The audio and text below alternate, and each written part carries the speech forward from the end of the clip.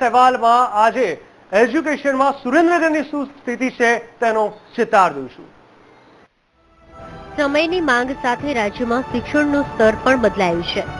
સરકારી શાળાઓની સાથે સાથે ખાનગી શાળાઓ પણ ધમધમી રહી છે। ત્યારે વાત કરીએ સુરેન્દ્રનગરની। અહીં 80 કૂટ સહિત અનેક વિસ્તારોમાં ખાનગી શાળાઓનો રાફડો ફાટ્યો છે। મસમોટી ફી ખંખેરતી શાળાઓ વિદ્યાર્થીઓ પાસેથી ડોનેશનના નામે લૂંટ કરી રહી છે।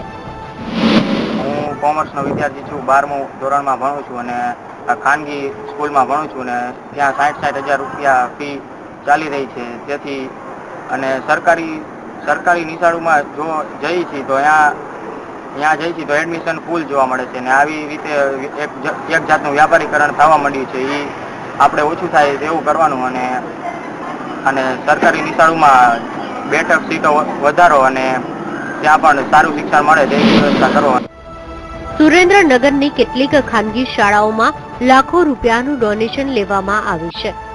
આવી શાળાઓની ફી પર નજર કરીએ તો Dayamayi Mata school ₹30,000, Bachpan school ₹35,000, Sunny Sky school ₹40,000 થી 50,000, તિરુપતિ સ્કૂલ ₹38,000 થી 40,000, સરદાર પટેલ વિદ્યાલય ₹50,000 થી 60,000। તો સુરેન્દ્રનગરમાં ખુલ્લેઆમ શિક્ષણના નામે શિક્ષણનો વેપાર ફૂલતો ફાલતો જાય છે, પરંતુ જ્યારે શિક્ષણના વેપાર પર લગામ લગાવનારા જ ખુદ કરતા હરતા હોય ત્યારે તમામ કાયદાઓ અને નીતિ નિયમો પાંગડા સાબિત થાય છે।